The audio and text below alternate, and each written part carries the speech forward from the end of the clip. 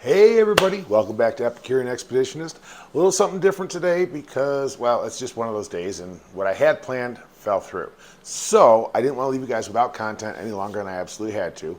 I have been playing around with some stuff lately and unfortunately failing miserably. It happens. It's called learning because honestly, I'm not perfect.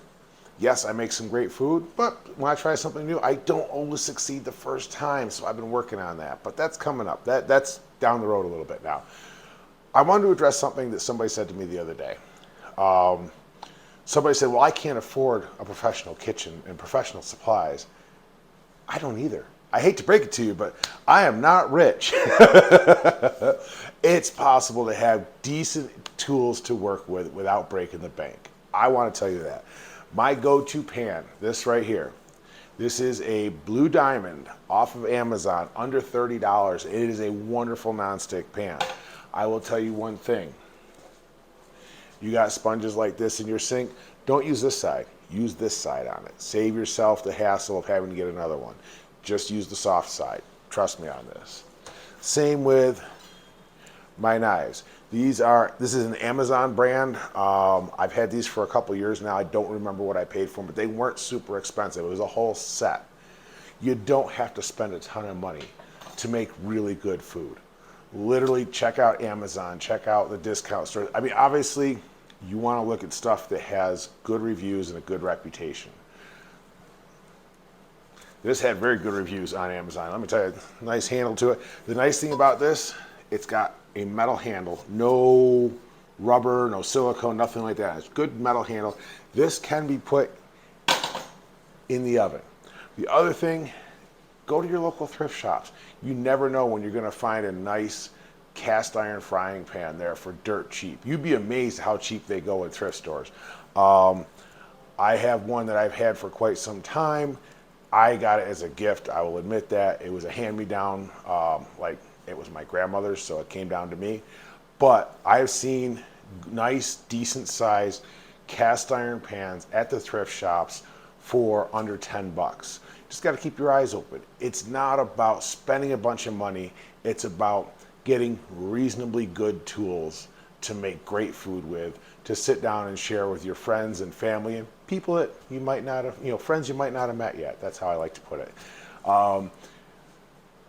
Some of that comes from growing up Italian, if you couldn't tell, where you basically grow up with the concept that you feed everybody. There's nothing wrong with that either. There is absolutely nothing wrong with that. I am in culinary school. I don't think I made a secret out of that. One of our projects coming up, I'm not in that class yet, but one of our projects is to create a restaurant concept. And actually mine is a mobile concept that is going to be so off-grid that if something like Hurricane Katrina, say, happened again, I could drive in there, full solar, full electric, all I need is the supplies. And guess what? I'm calling up FEMA and being like, listen, I'm going to show up, bring me some supplies. I'll cook them for you. These are the types of things you have to approach it from not the, oh my God, I need the best of the best. You need to approach it from, I want to make good food, period. You don't have to spend $1 million on food. You can go to your local grocery store, look at your fresh produce, look at your meat department. There's always deals on decent cuts of meat in your meat department. Look for your best produce. You'll learn when the best stuff comes in, when the good fresh stuff comes in. Just look fresh, don't look processed, don't look frozen. Fresh frozen, I won't lie, I use frozen berries to make my smoothies for breakfast. That's a me thing. But the key, in my personal opinion, to making good food is to get the freshest possible food that hasn't been processed, food that hasn't been through a machine to make it appealing. Look at your local farmers markets. We're coming in that time of year where they're going to be hot and heavy with the fall stuff.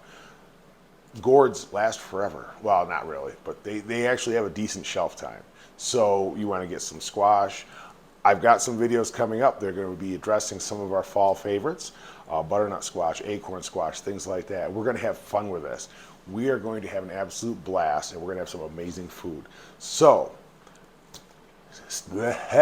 I can talk today. It has been a day, so I apologize, but I want to get this out. Stay tuned. Like, share, comment, follow, whatever you want to do, however it works on whichever platform you are seeing this on. Come along with me for the ride. We're going to enjoy good food, great company, and overall just make our lives a little bit better through that. So, and I'm not saying never eat fast food. I ate some yesterday.